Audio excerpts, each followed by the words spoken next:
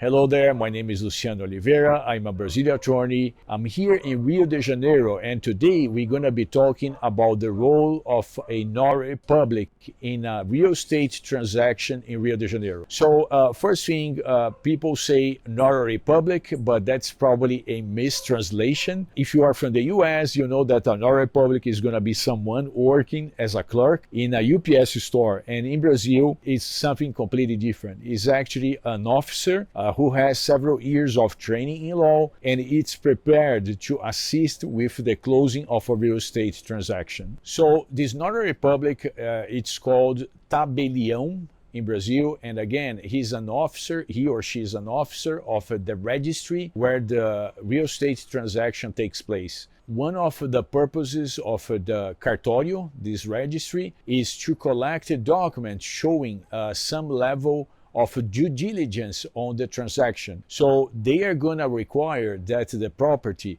does not have open taxes with the municipality. It requires that the seller does not have open taxes with the municipality, the state, and the federal government, and it's going to require that the seller does not have labor issues such as debt or litigation. And so these are things that are very important from a government perspective. So the notary, he's going to enforce these certificates of clearance. Otherwise, the transaction is not going to be able to be recorded in the registry. However, those certificates of clearance, they do not represent the entire due diligence. Again, they represent only the things that are concerning to the government. So things that represent risk only to the seller, they are not necessarily vetted by the Notary Public. Okay, thus the need for a thorough due diligence. Another thing, there is no title insurance in Brazil. If you are from the US or if you are in other countries, there is title insurance, which means if you buy a bad title property, if the deed is no good, if the chain of ownership is tainted somehow, there is going to be someone to pick up the tab. You're not going to lose your shirt. But in Brazil,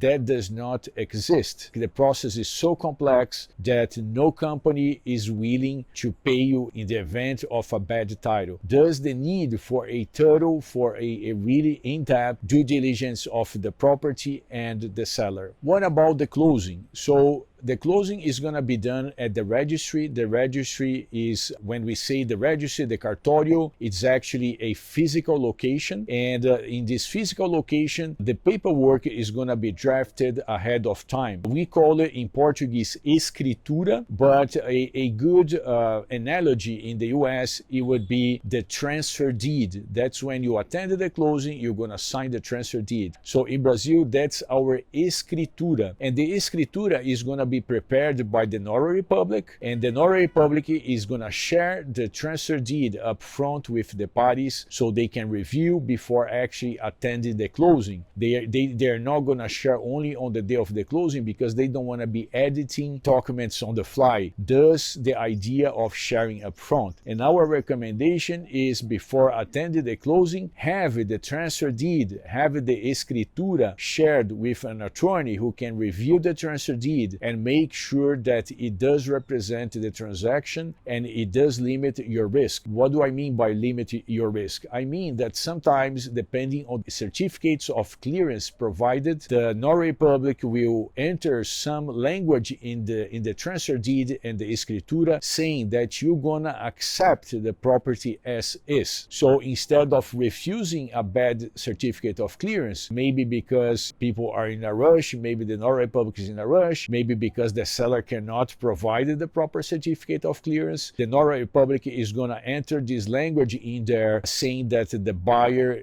acknowledges the faulty certificate of clearance and it's accepting the risk. Now, Notary Public is never going to do it without telling the parties. My concern is if you are a foreign citizen, maybe the realtor, afraid that you're going to walk away, he's not going to explain to you about the situation documentation in clear colors, right? Maybe he gonna say, oh, that's something minor, that's usual in our market, but maybe it's not. Therefore, our recommendation for you to have an actual attorney reviewing the transfer deed before you attend the closing. There are many other aspects to the Notary Public. The Notary Public is also going to enforce the legalization of your documents abroad. So it's going to be the Notary Public who's going to say, listen, you cannot just show up with your documents over here. You actually need to legalize these documents in your native country before showing up for closing. For instance, if you have a birth certificate, if you're single, you're going to need to present a fresh copy of your birth certificate, legalized and sworn translated. If you're married, the document to be presented is going to be the marriage certificate. Some Notary Publics, they are going to accept your passport as is because it's usually recognized as an international document. Other notaries, they are going to ask you to even translate your passport.